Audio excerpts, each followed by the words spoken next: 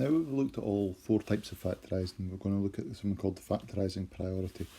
So basically from now on, whenever you factorise, you should always be going through this list in order. First thing when you're asked to factorise, you should check for it, is you should always check to see if there's a common factor. If there's no common factor, you should then check for a difference of squares, and if there's no difference of squares, you would check and see if it's a trinomial, and then you would have the choice if it's an easier or a harder one.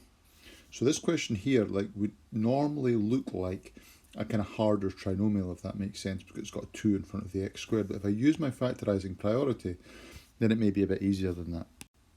So what I'm going to do is up at the side now, anytime I'm asked to factorise, I'm going to write that little list 1 CF for common factor. Is there a common factor in these numbers? So let's look at the numerical part. So I've got 2, 10 and 12.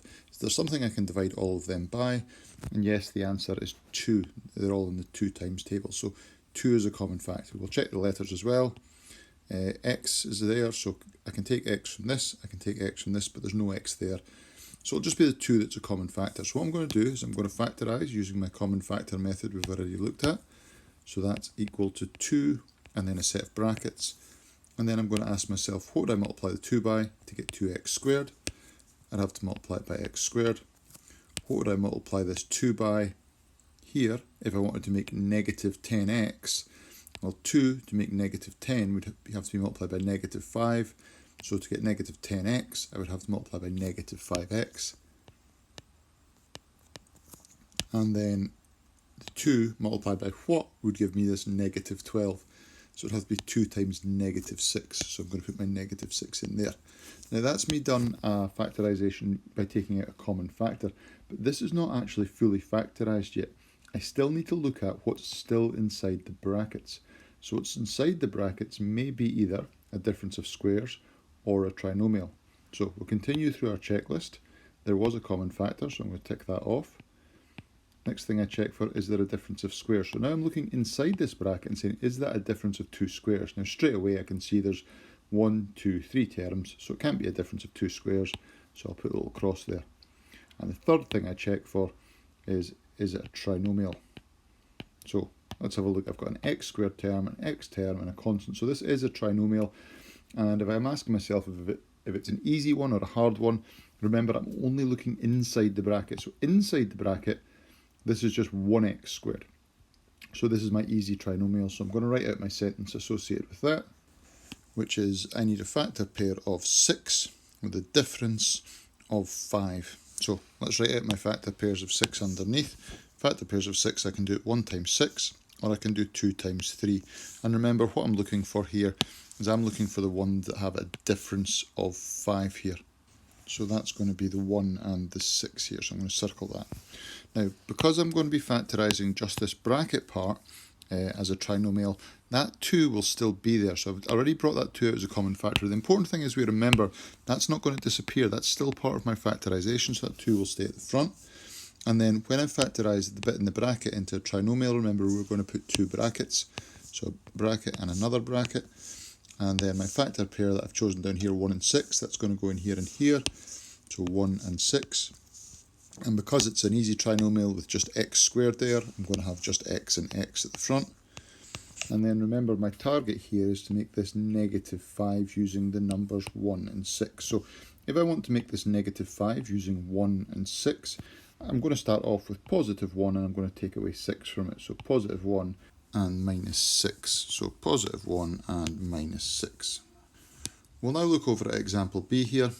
Same idea. We always want to go through this checklist. So from now on, whenever you're asked to factorise, this is the checklist you go through. So we're going to write it up at the side. We're going to first of all check for 1, is there a common factor? Now, looking at the numbers here, I've got 7 and 63. 63 is in the 7 times table, so I can remove 7 as a common factor here. So let's start off by doing that. Now remember, when you are removing a common factor, there's only one bracket that gets generated at this stage. So we then have to ask ourselves 7 times what is going to give me this 7x squared. So it's going to have to be 7 times x squared. So I can fill that in quite easily. And then again, 7 times what would give me this negative 63. So 7 nines are 63, so it'll have to be 7 times negative 9 to get negative 63. So negative 9 can go in here. Now, that's me identified I have a common factor and I've removed it. The next thing I check for is there a difference of squares? Now if I look at this, what I've got inside the bracket, and remember this is now the bit I'm checking, is x squared minus 9, which is a square, another square, and it's a difference, so we're taking away there. So yes, there's a difference of squares, and remember, a difference of squares requires you to generate two brackets for this, so this does need to be split into two brackets. What you need to not forget about is this 7 here, which is part of our factorisation. So the next line is going to start off with that 7, so we can say that equals 7, and then the difference of squares here, remember difference of squares goes into two separate brackets, so after that two empty brackets, and then we're going to look at, well, the square root of x squared is x, so it will go at the front of each bracket, because the x squared appears first, so the x will appear first in each bracket, and then the 9 at the end, the square root of that is 3, so the 3 will go at the end of each bracket, so we can put our 3 and our 3 in, and remember with the difference of squares we always get 1 plus and 1 minus. Now, that's another one factorised, going through that checklist. So what you need to remember really from this video is that every single time from now on that you are asked to factorise, you must check your way through this list, okay? Because sometimes you'll be required to factorise more than once. For instance, in this first question, we had to factorise by removing a common factor and then a trinomial. And in this second question, we had to remove a common factor and then there was still a difference of squares to be dealt with. So it won't always be the case that you have more than one, but if you always go through this list, you'll never miss one when it is the case.